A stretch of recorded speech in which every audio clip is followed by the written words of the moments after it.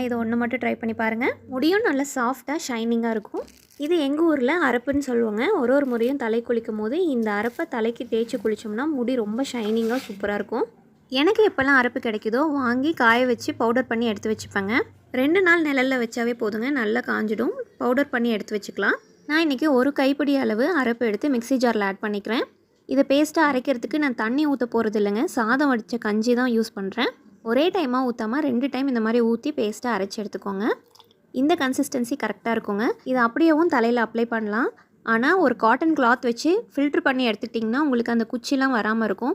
School படிக்கிற வரைக்கும் தான் அந்த அரப்பு தேய்ச்சி குளிக்கிறதுலாம் இருந்ததுங்க. அதுக்கப்புறம் நானுமே விட்டுட்டேன். முடியனோட கண்டிஷன் ரொம்ப மோசமாயிடுச்சு. ஹேர் க்ரோத்துக்கு மார்க்கெட்டில் கிடைக்கிற சப்ளிமெண்ட்ஸ்லாம் வாங்கி சாப்பிட்றத விட நம்ம தாத்தா பாட்டி நமக்கு சொல்லி கொடுத்த நல்ல விஷயம்லாம் ஃபாலோ பண்ணாவே போதுங்க. நான் 2 மந்த்ஸாக யூஸ் பண்ணிகிட்ருக்கேங்க. எனக்கு நல்ல டிஃப்ரென்ஸ் தெரியுது. மறக்காமல் பேஜை ஃபாலோ பண்ணிவிட்டு உங்கள் ஃப்ரெண்ட்ஸ்க்கும் ஷேர் பண்ணிடுங்க. டாடா பை, நெக்ஸ்ட் வீடியோவில் பார்க்கலாம்.